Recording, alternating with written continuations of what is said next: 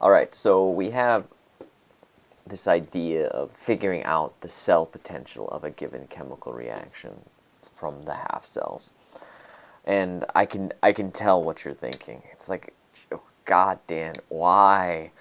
Why are you foisting this upon us? I mean, it's the end of the semester. I can't handle any more of it.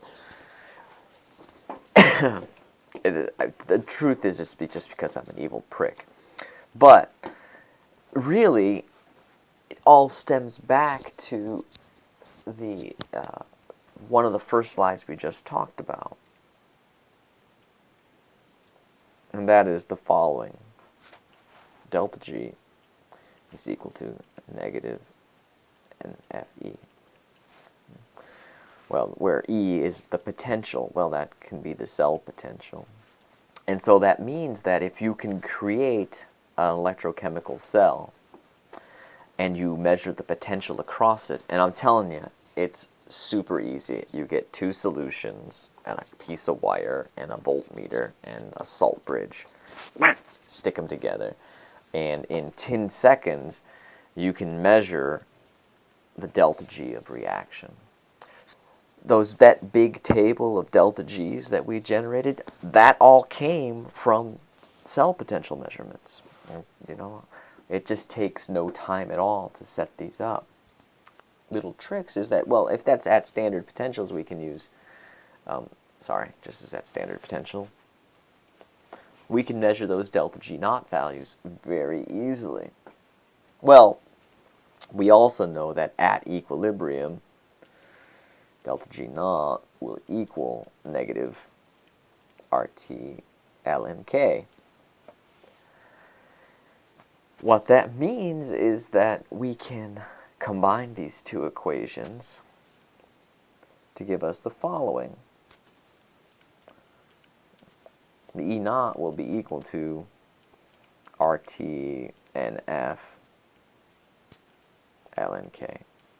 Now, most of the time we do everything at 25 degrees C and 1 atmosphere of temperature, 1 atmosphere of pressure, and we can plug in a couple of these constants and we get the following. E naught is equal to 0.0592 volts divided by N, where N is the number of electrons, log K. All right. Well, we switch from natural log to base 10. Why? Because chemists like to confuse you. No, really it's because it's just easier. We incorporate all those numbers into the following, where this is the moles of electrons, allowing us to very easily use the cell potential to predict equilibrium constants. So not only can we get the delta G naught, we can get the cell potential, E naught, and we can get the equilibrium constant, all from literally one measurement. All right, so immensely powerful, allowing us to find delta G values. And if you remember anything from thermodynamics, once we have one delta G value, we can use it to calculate or build chemical reactions for unknowns, giving us near infinite power over the world of chemistry. So that's part of the joy of dealing with electrochemistry. Now your book has a very nice figure. They actually sum this up much better than I could, so I'm just going to copy it. Delta G naught, E naught, and then we've got the K for the reaction. And they talk about interconverting between these three, depending on which way you go. E cell, the E naught,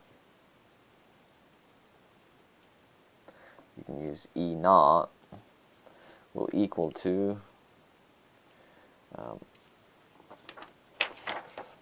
0.0592 volts over N log K. Delta G is equal to negative RT LMK. and delta G naught is equal to negative NFE.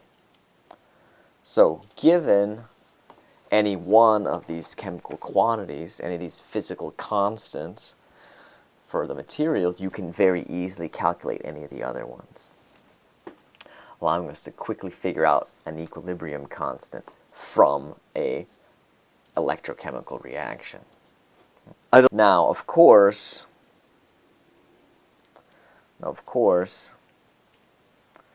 when we deal with something like this, E cell naught is equal to 0.0592 volts over N log K.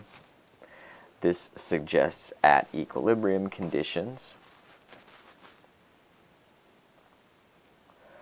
and allows us to figure out concentrations. That means there's some sort of analog that would allow us to relate when we have concentrations at non-standard states.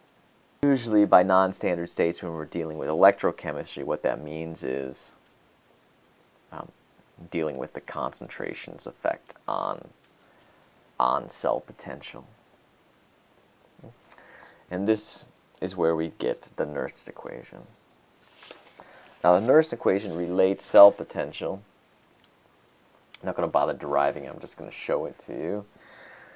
Turns out that E for the cell, the measured potential will equal E naught minus 0.0592. Again, this is at standard temperatures and pressures, N, where N is the number of electrons, times the log of Q. And this is our favorite. In some ways, delta G is equal to delta G naught plus